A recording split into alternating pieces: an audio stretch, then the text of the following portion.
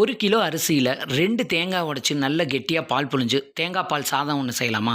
வாங்க. இப்போ ஒரு பிரியாணி வட்டையில ரிஃபைண்ட் ஆயிலும், கோகனட் ஆயிலும் பாதி பாதி எடுத்துக்கலாம். 5 பட்டை, 6 ஏலக்காய், 6 கிராம்பு எடுத்துட்டு 2 பெரிய வெங்காயம் ஸ்லைஸ் பண்ணி இதோட சேர்த்துட்டு கொஞ்சமா கருவேப்பிலையும் சேர்த்து வதக்கிடலாம். இப்போ ஒரு 20 முந்திரி, 20 கிஸ்மிஸ் எடுத்துட்டு அதையும் நல்லா பொன்னிறமா வதங்கட்டும். வதங்கினதுக்கப்புறமா நம்ம எந்த அளவு அரிசி எடுக்கிறோமோ அதில் 2 பங்கு தண்ணி சேர்த்தணும். அதுக்கு பொதுவா நான் தேங்காய் பால் புழிஞ்சு வச்சுருக்கேன். அந்த தேங்காய் பாலையும் சேர்த்துட்டு கொஞ்சமா மல்லி இலை சேர்த்துட்டு நல்லா வாஷ் பண்ணி வச்சிருக்கேன். நார்மல் பொன்னி அரிசி தான் எடுத்திருக்கேன். அதை வாஷ் பண்ணிவிட்டு அதையும் இதோட சேர்த்துருங்க. தேவையான அளவு உப்பும் சேர்த்துட்டு நல்லா மிக்ஸ் பண்ணி விட்டுருங்க. மீடியம் ஃப்ளேம்லேயே நல்லா வெந்து தண்ணியெல்லாம் இந்த அளவுக்கு வற்றினதுக்கப்புறமா நல்ல ஒரு கெட்டியான காட்டன் டவல் எடுத்து இந்த மாதிரி க்ளோஸ் பண்ணி மேலே லிட்டை க்ளோஸ் பண்ணி அதுக்கு மேலே வெயிட்டுக்காக ஒரு குண்டால தண்ணி எடுத்து மேலே வச்சிடலாம். நல்ல ஒரு 10 நிமிஷம் சிம்லேயே இருக்கட்டும். அப்புறம் ஓப்பன் பண்ணி நல்லா சாதத்தை மிக்ஸ் பண்ணி விட்டுருங்க.